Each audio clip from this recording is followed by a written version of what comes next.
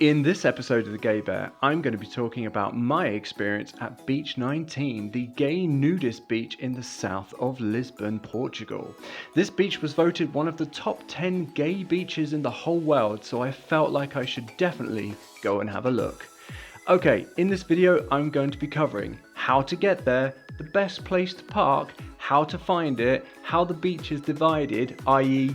beach, meeting zones, cruising grounds, what types of guys you're going to get there, and personally what happened to me when I went there. So without any further delay, let's go on an adventure to Beach 19, the gay beach in Lisbon, Portugal. If you're driving to Beach 19, you need to know that there's very limited parking. I myself have left really early in the morning to make sure I get one. I mean, look at me, I'm even still yawning while driving. If you're coming direct from Lisbon city centre, you can take an Uber or a Bolt or some other ride app to get you to Beach 19. Or there is a bus service. Lisbon is really close to Beach 19. While you're sat on the beach, you can clearly see Lisbon in the distance. Now, Beach 19 is located in a region called Costa de Caparica. Okay, which translates to the coast of Caparica. So you can't just search for Beach 19, you have to search for Costa de Caparica, Beach 19 to find it. When you get to the bottom of the hill, to the roundabout, you need to hang a right and then drive as far as you possibly can. We arrived to the beach super early to be able to record what you're about to see now. So when you see the car park, it looks empty. However, we are here exceptionally early. I should tell you that if you are not there by 10 or by the latest 11, you will not be able to park where we did, and you will need to park further away. Because we're here so early, the beach and the surrounding areas will look extremely empty. And that's just because we're here before everybody else. I can assure you that 45 minutes after we finished filming, the beach was absolutely rammed with naked guys, which obviously we can't film in that situation, and we certainly can't put it on YouTube. So for obvious reasons, we're here super early. As I'm driving down this very long dirt road, the very last car park on this dirt road is the closest car park to Beach 19. So you need to drive all the way to the very end. And on the right hand side is the car park. But as you turn the corner into the car park on the left, that's where the entrance is that you can walk down that will take you to Beach 19.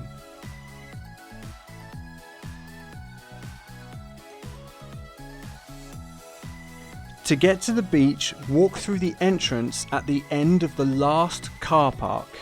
You will walk up a sandy pathway, obviously leading to the beach. Walk until you find a set of abandoned train tracks. Now, you could cross the train tracks here and turn right, but I suggest that you don't do that.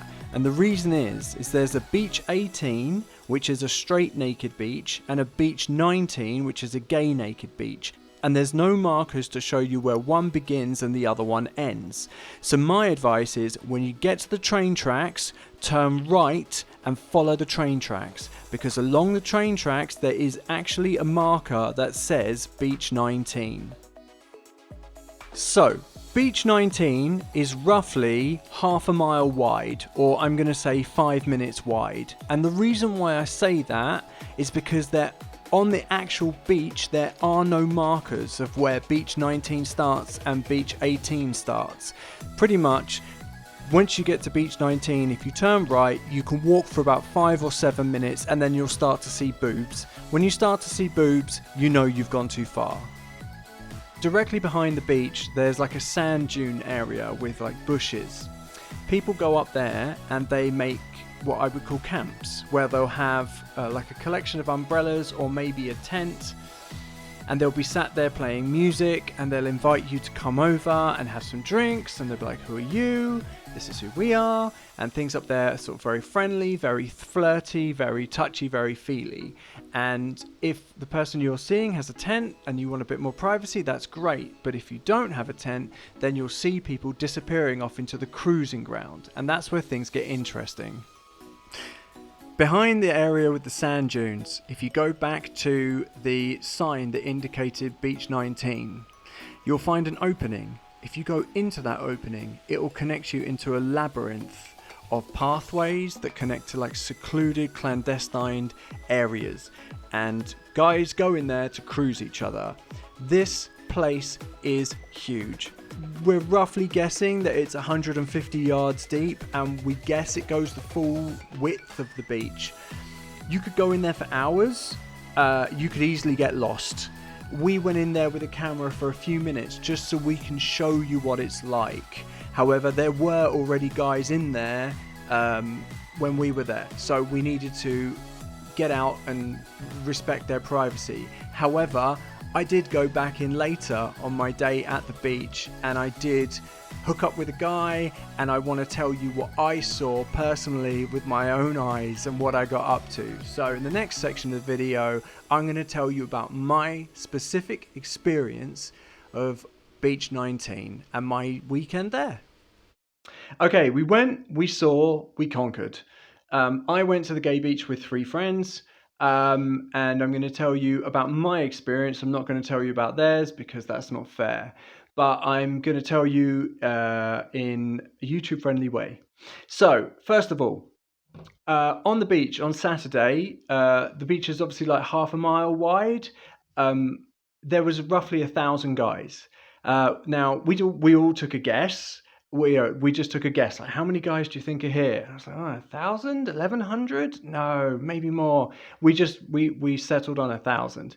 You know, I didn't walk around and go 1, 2, 3, 4, 5, or 1, 2, 3, 4, 5, 6. Yeah, we took a guess. Yeah, directly in front. So the guys that were directly around us, we happened to be sat in a selection of really beautiful people, which made us feel really insecure. Directly in front of us, there was a group of blonde-haired Viking-looking guys. They had their hair up in buns, and when they arrived, they acted really weird.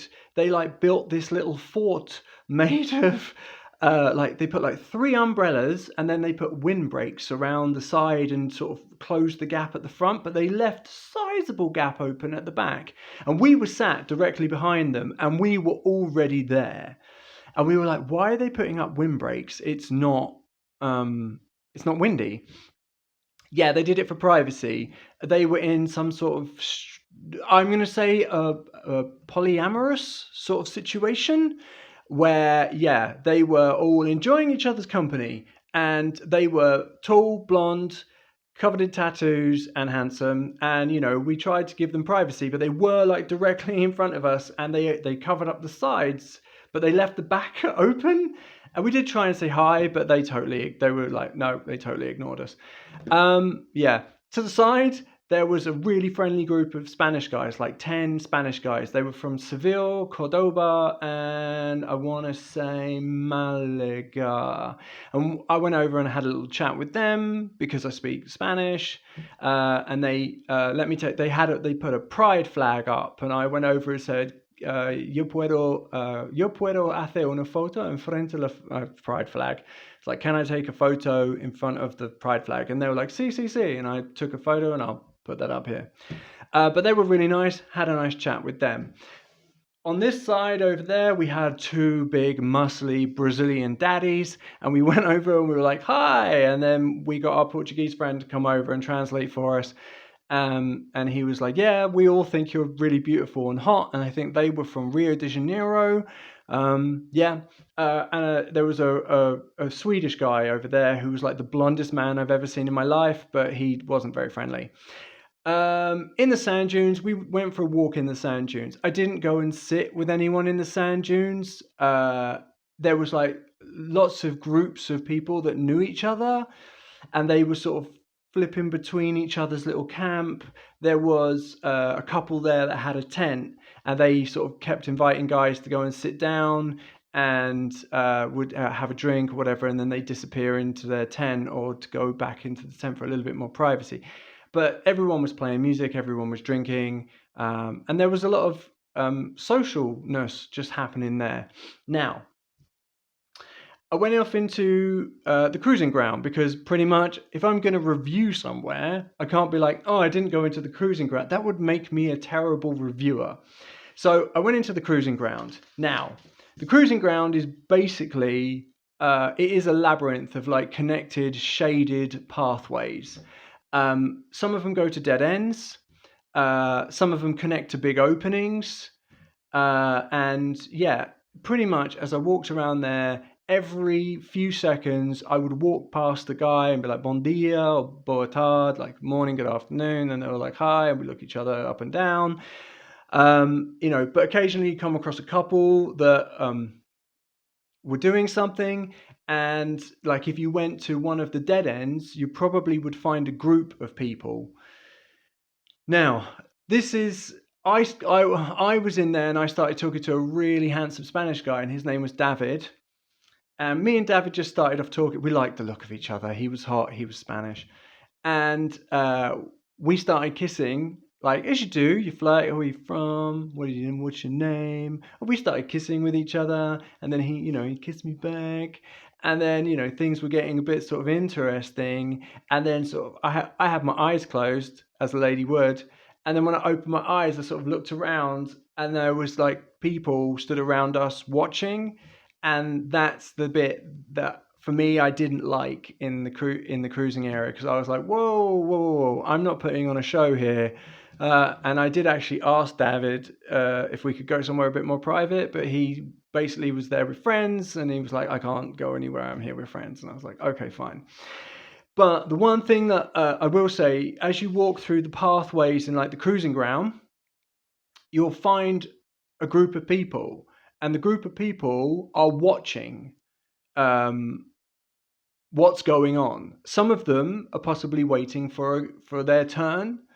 And I did actually walk past one group of people where there was two people in the center, and then other people were clearly waiting for a turn.